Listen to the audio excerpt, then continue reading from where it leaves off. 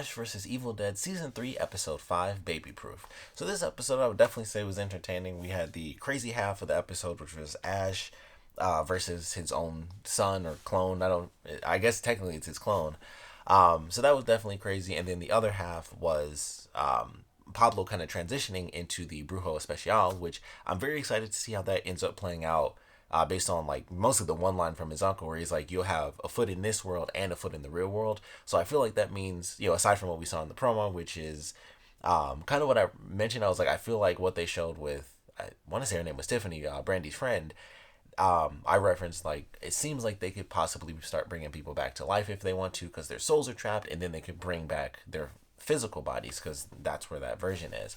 So it seems like Pablo is the way to do that, and they brought someone back through a green portal. So we'll see how that plays out. But I was like, oh, that's cool. That's actually what's happening. So I don't know if that's all he's got, or if he's going to be like impervious to magic now, or if he can, maybe if Ruby ends up surviving like the Kelly onslaught in the next episode, maybe Pablo could do it like barehanded or something. Like he's got magic within him now. So I'm excited to see what they do with that. And it's kind of cool. Like all the crap Pablo's gone through, now it's become a benefit to his character where he's kind of got like powers and stuff now. So I'm excited for that for sure. But this episode was definitely fun. I would honestly say I like that side more just because I thought it was a cool transition for Pablo's character, because he went through the process in the last season. And I mentioned before, I think in the premiere, I was like, I'm really curious how they're going to do the same thing that they had last season where it was like, he's been cut in half, he was taken over and the book controlling him. How are they going to do that twice and then make it different? And they did it by basically having him controlled for like a couple episodes, and now he's gained he's regained control and he has absolute power over that. So I thought that was cool. I don't know if it was meant to be a reference, but it definitely made me think when he had to choose through the three blood pools, I guess, or the bowls. The first thing that came to mind, of course, was Army of Darkness, where Ash had to choose the right Necronomicon. So I thought that was cool. I don't know if that was a reference or if it was it was just like that. I'm pretty sure they knew people would think that if you're like a big fan of Army of Darkness or just Evil Dead in general, that's like the first thing that comes to mind, because that's the only other time they've ever had that, as far as I know, where it's like choose three things, maybe in the games or once again in the comics. But only time I've seen that where someone had to choose like three things and choose wisely was Ash picking through the different Necronomicon. So I thought that was cool. Like I said, probably meant to be a reference. They probably knew exactly what they were doing there, even if they didn't make an obvious reference to it. But I thought that was cool. And like I said, Pablo getting the power and everything kind of working out that way. He and Kelly officially kiss. Like Kelly kisses him, and I love the way the interview's like, "Oh crap, Ash!" And it's like, "Oh cool, like great." I don't mean anything. So I thought that was funny. It was a perfect way to do it, because it's like things are so intense. What he finally wanted is just like been wanting this for a while now, but we've really got some crazy stuff coming up. So I like put that on hold, deal with this, and then we'll definitely come back to that later. So I thought that was funny. It was like the perfect way to do it. But definitely enjoyed that half. I definitely liked what they did with Ash. I thought it was absolutely insane.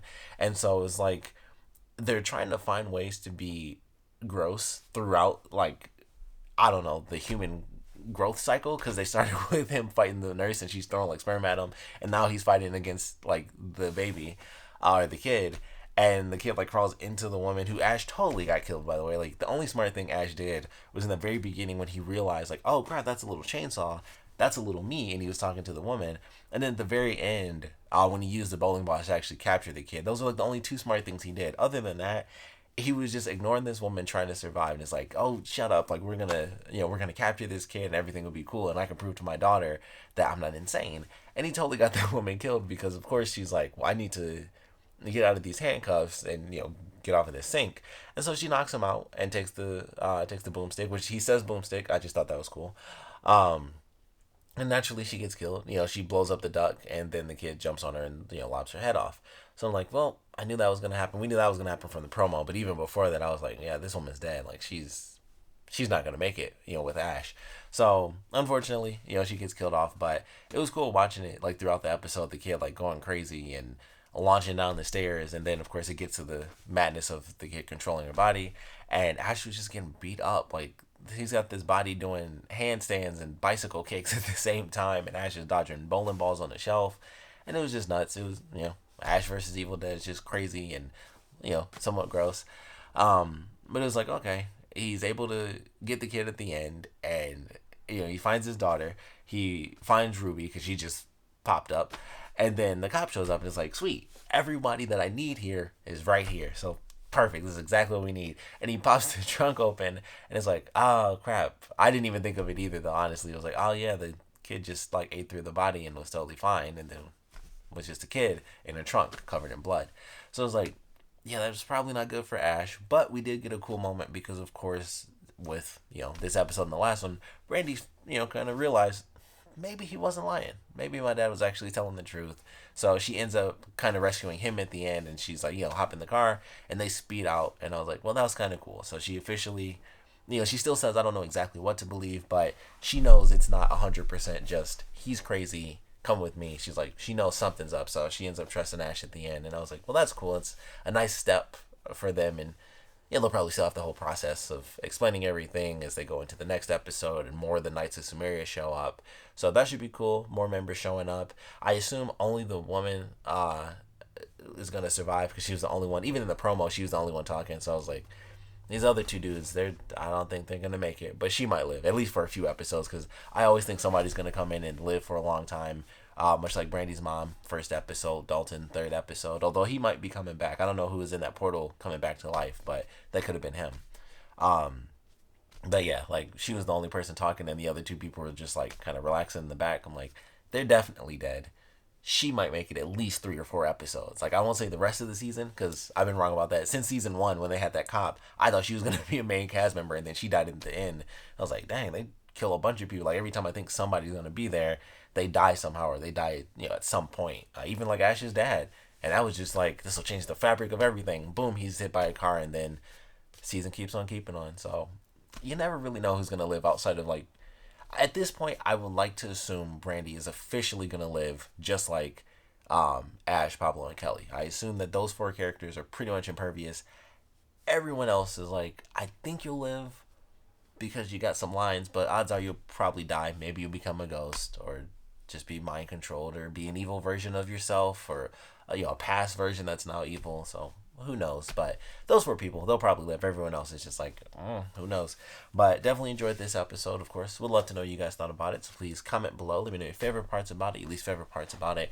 And with them going forward, seemingly what they were doing with Pablo was bringing people back to life. So if that is what they're doing, I would love to know your predictions on how that's going to end up playing out. In general, even if they're not bringing people back, what do you think is going to happen with them utilizing like this portal to the other side? Obviously, Pablo is that connection now with the whole you're in this world and that world. So he's obviously the key to that, which is why he's able to like unlock it. But I would love to know your predictions on how that's going to play out with them, unlocking this key. Maybe that's how Ruby's friend, who she was talking to in the book, maybe they're going to screw up because it's Ash versus Evil Dead. Maybe they're going to be like, oh, we got it. And then something goes wrong and Ruby's friend comes out and then they have, 2 villains to deal with. And that's why we have Ruby and her friend. Or if they kill off Ruby, I don't know if Lucy Lawless was leaving the show or anything. But if Kelly does end up killing Ruby, that's the perfect excuse. It's like, oh, Kelly got Ruby, but we screwed up with the portal thing and now her friend's been released. And so now we have a new villain for like the rest of the season and possibly series if they end up killing her off or saving her until the next one. But definitely excited. Like I said, definitely want to know your predictions on how that's going to go with the portal. What you guys think about Pablo being Brujo Especial in general, because I love that. I was like, finally, like him and Kelly were both just like, they're going through the process. Kelly was always just the cool person though, like that was kind of her thing. Like Ash was the experience. Kelly was the one who just kind of got stuff done. Like she's like the normal person who's just capable of getting it done without the previous experience, and she's just able to handle it.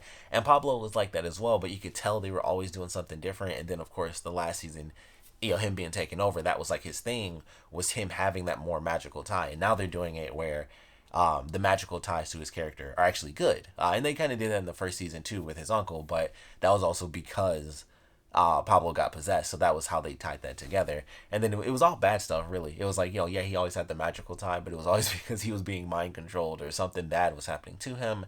And now it's transitioning to what he's always had as his tie within like the 3 characters was magic. Now it's it's working on his side. So I love that, just because it's like finally, he's not just capable like Kelly is, but he's got the magical side and it's working for him instead of against him with him being controlled and all this other stuff. So I loved it for that. And like I said, I'm excited to see where it goes. But definitely want to know what you guys feel about that. And like I said, your predictions on how things may or may not go right with this portal. And of course, I want to know what you guys thought about this episode in general. So please comment below, let me know. And thanks for watching.